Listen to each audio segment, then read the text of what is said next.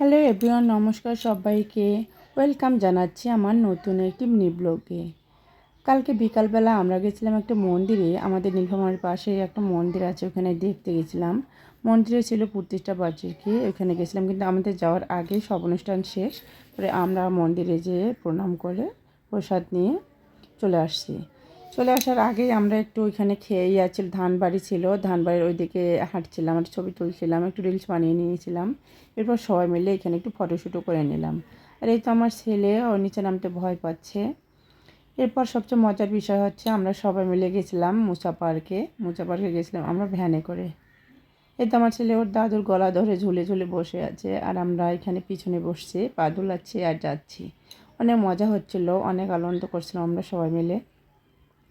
কিছুক্ষণের মধ্যেই আমরা এই যে চলে আসলাম মুচা বিলে। আমি ফার্স্ট টাইম আসছি এই জায়গাটায়, অনেক সুন্দর লাগছে, একদম গ্রামের মধ্যে এই বিলটা, বিলের উপরে সব কিছু আয়োজন করা হয়েছে, দেখতে একদম মনোরম পরিবেশ। সবচেয়ে ভালো লাগছে আমার এই বিষয়টা, একদম ডিগির মধ্যে সব কিছু বানিয়ে রাখছে, এখানে আবার ভিতরে খাওয়ার ক্যান্টিনও রাখছে। অনেকে আবার এখানে নাকি পিকনিক করতেও আসে।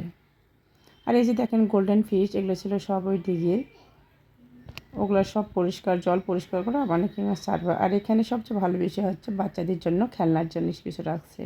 আর ওই যে দেখেন নৌকার মধ্যে বাবা হচ্ছে নৌকা চালাচ্ছে, আমরা অবশ্য নৌকায় উঠব। নৌকা ওঠার আগে তো ভীষণ ভয় লাগছিল।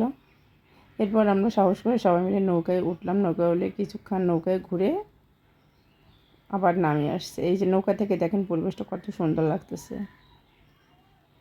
আমরা সবাই মিলে নৌকা থেকে নেমে